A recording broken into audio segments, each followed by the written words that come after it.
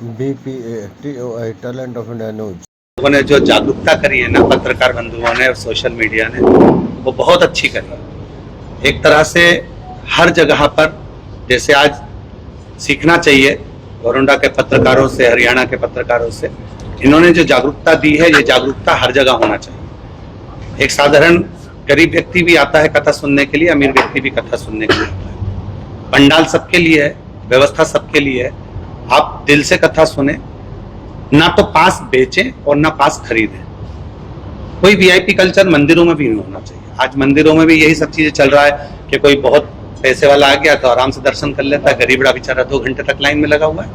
तो ये VIP culture मंदिरों से, और भी धर्म के स्थान है जहां पर तो कहीं वीआईपी कल्चर दिखता ही नहीं है, परंतु कई स्थान ऐसे हो गए हैं जहां वीआईपी कल्चर के बिना तो काम ही नहीं चलता। तो ये वीआईपी कल्चर हटाने के लिए जो पत्रकारों ने एक मुहिम छेड़ी है इस गोरंडा की भूमि से, हरियाणा से, वो काबिल तारीफ है। मतलब हमको इतनी खुशी हुई है कि हम आप लोगों के लिए तो हम कहें आपको दंडवत प्रणाम भी करें तो कम नहीं है। जो पत्रकारों ने एक मुहिम छेड़ी, ये बहुत जरूरी थी। और साथ में मैं ऊपर भैया जी को कह रहा था कि आपने इतना अच्छा कार्य किया है कि हम उसके लिए पहले दिन ही हमने मंच से कह दिया। और हम लोग, ये वार्ता तो हम लोगों को नहीं आती इतनी, हमको इतना बोलना नहीं आता, परंतु आप लोगों से मिलना था खास तौर से कि आप लोग जब इतने तेजवान हैं, इतने प्रबल हैं, तो आप लोगों की कलम ने, आप लोगों की वॉइस ने, आप लोगों के चैनल ने जो जनमानस को दिया, आज पूरा गोरंडा तहे दिल से आपका स्वागत करता है। जो ये कथा हो रही है ये आप लोगों के कारण हो रही है और इतने अच्छे से हो रही है। मतलब जो सारी कौम इधर उधर जा रही थी, लोग राजनीति के कारण बस सबको अपना अपना मोहरा बना रहे थे, आज आप लोगों ने पूरी कौम को एकत्रित कर दिया। तो ये एक शिव की कृपा है। इस तरह की श्रद्धा है श्रद्धालुओं के अंदर, किस तरह से श्रद्धा शिव के प्रति रहे। हम अपनी व्यासपीठ से हमेशा कहते हैं कि इंसान को भगवान मत बनो, भगवान को भगवान रहने दो। आज भी हमने कथा में कहा, पूर्व में भारत की भूमि पर भक्त जन्म लेते थे, आज के जमाने में लोग स्वयं भगवान बनकर जन्म ले रहे हैं। तो स्वयं भगवान ना बने, भगवान के प्रति लोगों को जागरूक करें। हमारे यहाँ संतों की वाणी है। गुरु नानक देव जी महाराज का एक सुंदर व्याख्यान आता है कि गुरु नानक देव जी महाराज नामदेव जी महाराज के साथ में मिलकर महाराष्ट्र की यात्रा पर चले।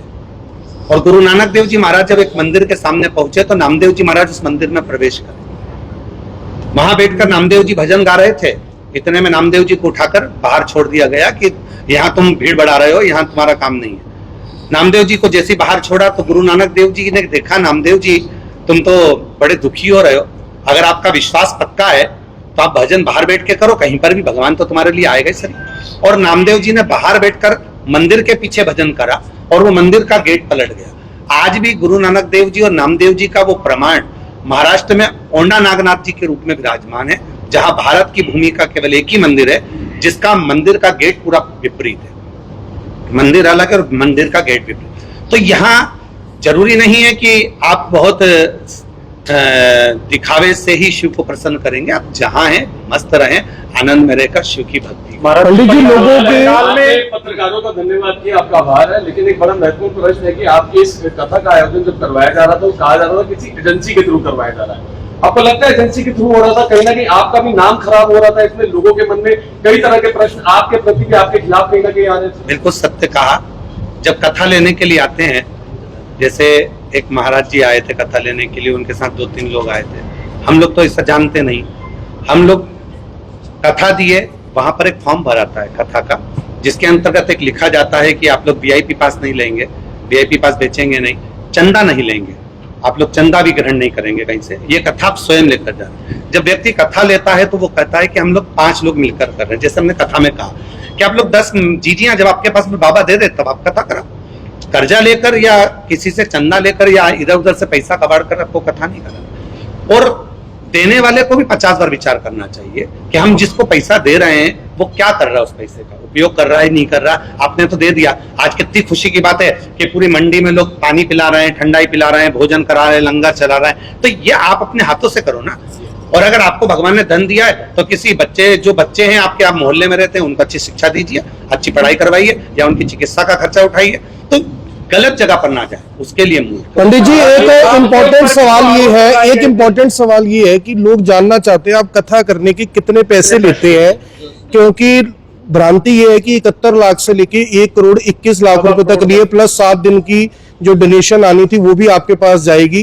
तो इसका क्या रहस्य, क्या सच्चाई है? अब ये तो आप लोग देख सकते हैं, जहां कथा चल रही है वहां पर विठलेश्वर सेवा समिति का एक कार्यालय लगता है। क्यों लगता है? क्योंकि जो विठलेश्वर सेवा समिति से जुड़े हुए जो भगत लोग आते हैं, कई बुजुर्ग माताएं हैं जो सीहोर नहीं पहुंच सकती या कहीं नहीं जा सकती, वो समिति को कुछ भी दान देना हो तो हमारी समिति का एक कार्यालय लगता है, उसमें वो दे सकते हैं। एक झोली जाती है जिसमें हम लोग पत्र मांगते हैं, पत्र के साथ में बेलपत्र मांगते हैं, उसमें कई लोग दान चढ़ाते हैं, वो भी समिति के कार्यालय में आता है। बात आती है कि सीहोर वाला गुरुजी कितना देता है। आप लोगों ने, कहने वाले ने तो 1 करोड़ 21 लाख कह दिया, 70 लाख कह दिया, देने वाला भी तो कभी उसका प्रमाण तो दे हमारे पास में आकर कि हमने इतना दिया, या तो हमको प्रमाण दे कि हमने प्रदीप मिश्रा जी को 1 करोड़ रुपए दिया या 1.25 करोड़ रुपए दिया या 70 लाख दिया या 80 लाख दिया, कभी तो कोई इतने सालों में आके प्रमाण देगा। मूलतः संगीत वाले अगर आए हैं, पंडित लोग साथ में आए हैं, या टीम साथ में आई है, या आस्था चैनल साथ में आया है, या साउंड सिस्टम साथ में आया है, तो ये तो आप लोगों का भी फर्ज बनता है कि कोई आया है तो उनको आपको विदा करना है। ऐसी विदाई वो लोग जो देते हैं वो लेकर समिति के साथ में वो जाते हैं। तो कुछ फिक्स नहीं है, आप ऐसा करें? नहीं होता कभी भी। और समिति में जो फॉर्म भरे जाते हैं, वो समिति का एक फॉर्म जो कथा लेकर आता है उसको भी दिया जाता है कि ये व्यवस्था आपको करना है, साउंड आपको लगाना है, इतने भक्त आएंगे। हम लोगों की समिति जब कथा देती है तो उसमें लिखती है 1 लाख आदमी रोज कथा श्रवण करने के लिए आएगा, आपको इतने लोगों के लिए शौचालय की व्यवस्था, उनके लिए जल पीने की व्यवस्था, उनके स्नानागार की व्यवस्था, उनके भंडारे की व्यवस्था आपको करना। जब कहीं ऐसा लगता है कि भंडारा प्रसाद का व्यवस्था नहीं उठ पा रही है तो फिर समिति सीहोर से ट्रक भरकर अनाज भेजती है, फिर हमारे भोजन बनाने वाले महाराष्ट्र से आते हैं, फिर वो भंडारा चलाना प्रारंभ कर देते हैं, जिससे भक्त भूखे ना रहे और वो आराम से लंगर पा सके, भोजन कर सके।